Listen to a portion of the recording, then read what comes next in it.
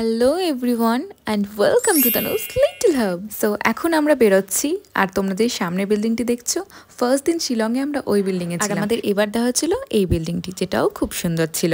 এখন আমরা মেঘালয় থেকে বেরিয়ে যাচ্ছি আসামের গুয়াহাটিতে, যেখানে আমরা কিছু কিছু মন্দির দেখব। সো দেখতে পাচ্ছ চলে এসেছি প্রথম মন্দির যাওয়ার উদ্দেশ্যে। আমাদের এখন এই লঞ্চে করে নদী পার হতে হবে। আমরা ঠিক করেছিলাম লঞ্চের উপরেই থাকব, আর এখান থেকে ভিউটা জাস্ট আলাদাই সুন্দর ছিল।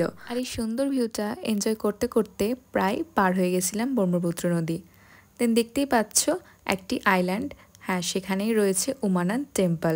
আমরা সেখানেই যাব। ব্যাস এবার পৌঁছে গেছি। আর এখন আমাদের অনেকগুলি সিঁড়ি বেয়ে ওপরে উঠতে হবে, কারণ মন্দিরটি একদম চূড়ায় অবস্থিত ছিল। তারপর সেখান থেকে আমরা পুজো দিয়ে বেরিয়ে পড়েছিলাম, আর মন্দিরের ভেতরে কোনো ছবি তোলা অ্যালাউড ছিল না।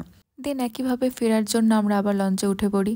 এখন আমরা যাচ্ছি 51 সতীপীঠের মধ্যে একটি পীঠ, মা কামাখ্যা মন্দির দর্শন করার জন্যে। তাহলে দেখতে পাচ্ছ আমরা চলে এসেছি।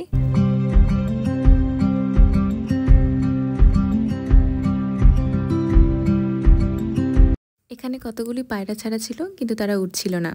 দেন মন্দিরটি ভালো মতো আমরা ঘুরে দেখে নিচ্ছিলাম।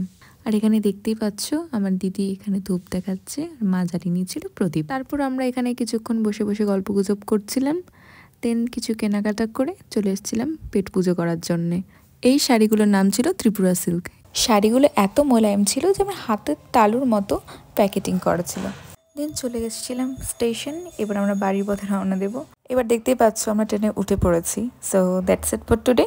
C on the next video. Till then take care, by.